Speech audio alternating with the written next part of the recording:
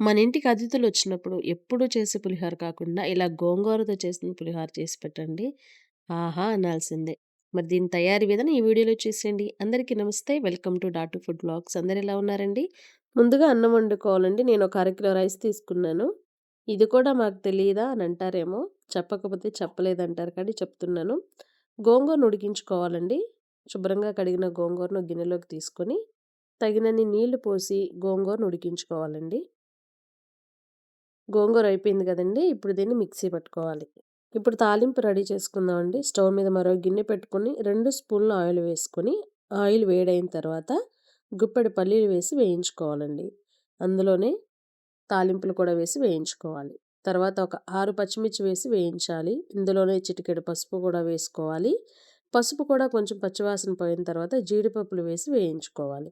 జీడిపప్పులు వేగిన తర్వాత ఎండుమిర్చి కూడా వేసి వేయించుకోవాలి. ఫైనల్‌గా కరివేపాకు వేసి వేయించేసుకోవాలండి. తాలింపు అయిపోయింది కదండీ! అన్నాన్ని చల్లార్చుకోవాలండి.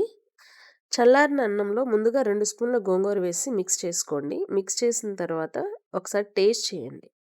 మీకు పులుపు సరిపోలేదని అనిపిస్తే మీకెంత పులుపు పడుతుందో అంత గోంగూర వేసుకోండి.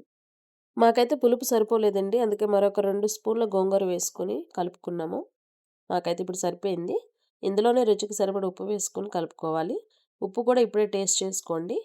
ఒకవేళ సరిపోలేదనిపిస్తే కలుపుకోండి. అన్నమంతా ఇలా మిక్స్ చేసుకున్న తర్వాత తాలింపుని ఇందులో వేసుకొని బాగా మిక్స్ చేసుకోవాలి.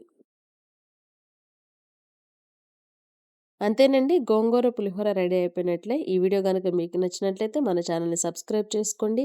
లైక్ చేయండి, షేర్ చేయండి. మళ్ళొక మంచి వీడియోతో మీ ముందుంటాను. థాంక్ యూ అండి. బాయ్.